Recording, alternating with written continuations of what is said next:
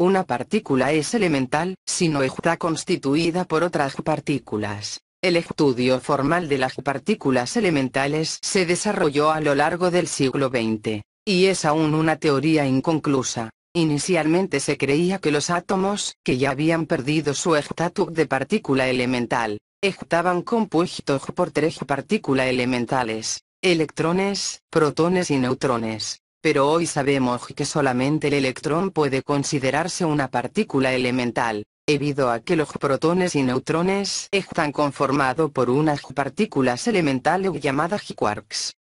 Podríamos considerar que hasta el año 1932 estamos en el período clásico de la estructura atómica, pero la conformación del núcleo genera un primer ruido sobre la validez del modelo. ¿Cómo explicar el hecho que los protones de carga positiva permanecen juntos y no se repelen como era de esperar? La respuesta es extremadamente compleja y se relaciona con la existencia de interacciones naturales. En 1934 el físico japonés Hideki Yukawa postuló la existencia de la fuerza fuerte, que obligaba a los protones a permanecer juntos. A la partícula responsable se le llamó mesón pio-pión. Hay que tener presente que en la época de nuestro análisis, los años 30, se conocía muy bien dos fuerzas naturales, la fuerza gravitatoria y la electromagnética, pero la predicción de Yukawa, verificada experimentalmente en 1947, la aparición de muchas partículas condujo a la necesidad de elaborar sendas teorías para las dos fuerzas naturales que no se comprendían a un punto: la fuerza fuerte y la fuerza débil. La siguiente tabla compara las cuatro fuerzas con información actualizada a la fecha.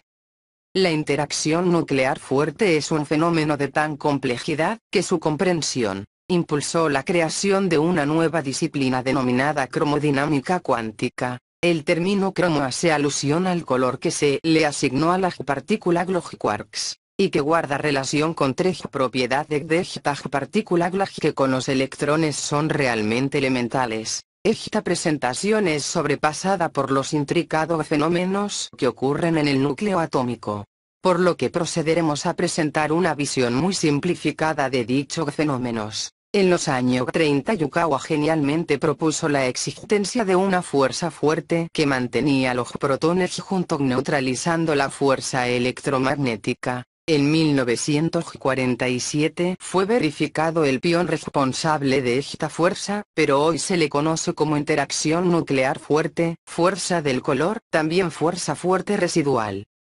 A continuación describiremos los cuatro eventos principales que transcurren dentro de la frontera nuclear del átomo. La interacción nuclear, la fuerza más poderosa del universo, pero que nos supera un Fermi de distancia desde el centro atómico. Tiene dos niveles de acción. Su poder máximo lo emplea en mantener unidos a los tres quarks que componen a los protones, igualmente a los neutrones que acompañan a los protones, pero aquí ocurre otro fenómeno abismante. Cuando dos quarks están cercanos entre sí, la fuerza fuerte es relativamente pequeña, mientras que si ambos quarks están alejados, la fuerza se torna de gran intensidad. Esta fuerza es tal que a una distancia dada de separación entre quarks es energéticamente más favorable, produciendo un nuevo par quark-antiquark antes que seguir separándose. Como resultado de esto, cuando se crean quarks en los aceleradores, en lugar de observar quarks se observan ions de partículas neutras,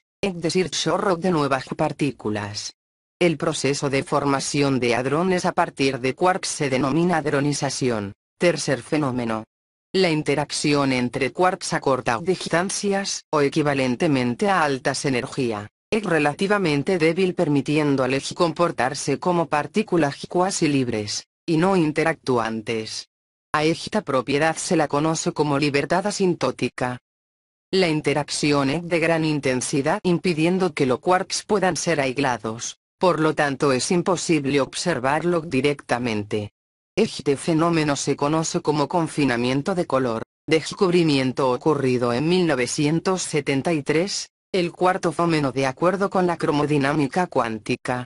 La existencia del campo de piones mantiene unido el núcleo atómico compuesto por protones y neutrones, siendo un efecto residual de la verdadera fuerza fuerte, que actúa sobre los quarks. Otro remesón a la teoría se origina en 1927, cuando Dirac usa su ecuación para describir el comportamiento de electrones libres, y se verifica que por cada solución de energía positiva, la ecuación admitía otra energía negativa. Lo mismo ocurría frente a energías negativas. Admite la necesaria existencia de un electrón positivo, al que se le llamó positrón. En más, este dualismo en la ecuación de Dirac adquiere un carácter aún más profundo. Toda partícula debería tener una correspondiente antipartícula con la misma masa pero carga opuesta. En 1932 Anderson descubrió la primera evidencia experimental del positrón, y en 1955 el antiprotón y un año más tarde el antineutrón fueron encontrados en el Bevatron en Berkeley.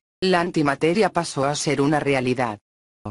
A finales del año 1947, cuando Rochester y Butler publicaron fotografías tomadas en su cámara niebla, donde una nueva partícula neutra con al menos doble masa que el pión aparecía en el fotograma dibujando una radiografía de espirales, se llamó kaon. Otra gran cantidad de mesones le sucedieron. Más tarde se descubrieron los bariones. Como dice Griffiths en su introducción a las partículas elementales, el jardín ordenado de 1947 había crecido convirtiéndose en la jungla de 1960.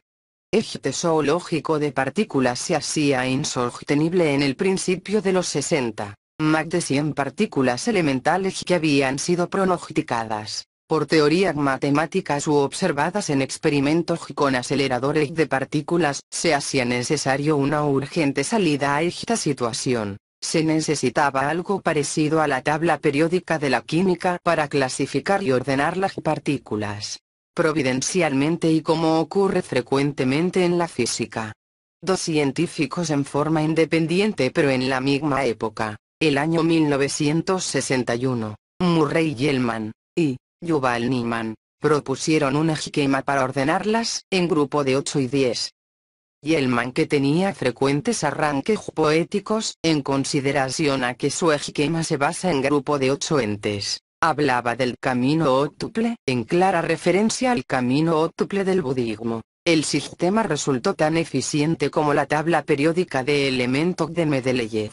El sistema de Gell-Mann clasificó partículas subatómicas como protones, neutrones, mesones y bariones, en grupos con propiedades similares y relacionadas. La clasificación no solo ayudó a describir las interacciones entre las partículas, sino que permitió predecir la existencia de otras aún no conocidas. Gell-Mann mismo predijo en base a su sistema la existencia de una partícula hipotética, que componía neutrones y protones.